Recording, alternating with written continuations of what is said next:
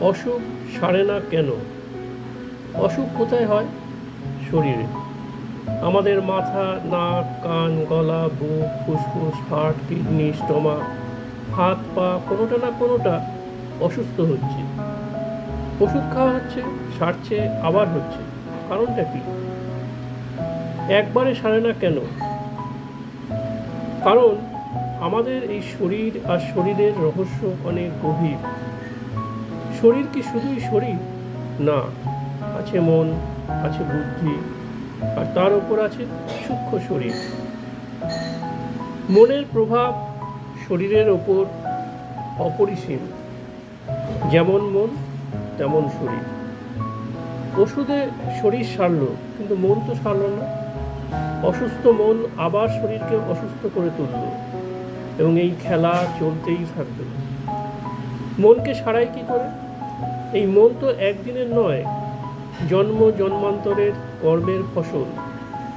ভালো খারাপ অসংখ্য কর্মের প্রলেপ পড়ে আছে মনের ওপর। খারাপ কর্মের প্রলেপ যার যত বেশি, তার দুর্ভোগও তত বেশি।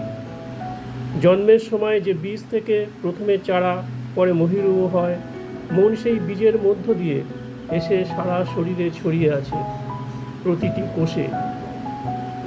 একটু একটু করে রোজকার পরিশ্রমে তাকে শুদ্ধ করে তোলা, নতুন করে আর যাতে অশুদ্ধ না হয় তার জন্য সদা সতর্ক থাকা। কঠিন কাজ। নিজের ভিতর থেকে নিজেকে খোঁজা। কি করব? প্রশ্ন। উত্তর আসবে নিজের মধ্যে থেকেই। এক জায়গায় পড়েছিলাম, when চেলা ইজ রেডি গুরু অ্যাপিয়ার্স। অনেকটা জমি তৈরি হলেই বীজ বপন করার মতো। সঠিক সময়ে সঠিক যোগাযোগ করতে থাকবে।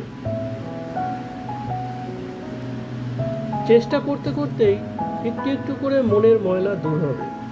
সাবান দিয়ে জামা কাপড়ের ময়লা যেমন দূর হয়, ঈশ্বর নামে মনের ময়লা দূর হয়। শুদ্ধতার দিকে মন এগোবে।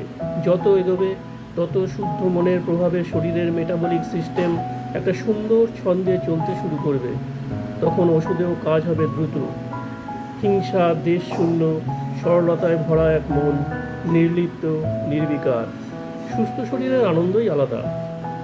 অনেকের এসব কথা ভালো লাগে না, কারণ তারা অনেক দূরে চলে গেছে, দূরে সরে গেছে। সততা, সরলতা থেকে অনেক দূরে। অনেক জন্মে, অনেক কর্মক্ষয়ের পর হয়তো কোনোদিন ভালো লাগবে, তবে হবে সবারই, আগে নয় পরে।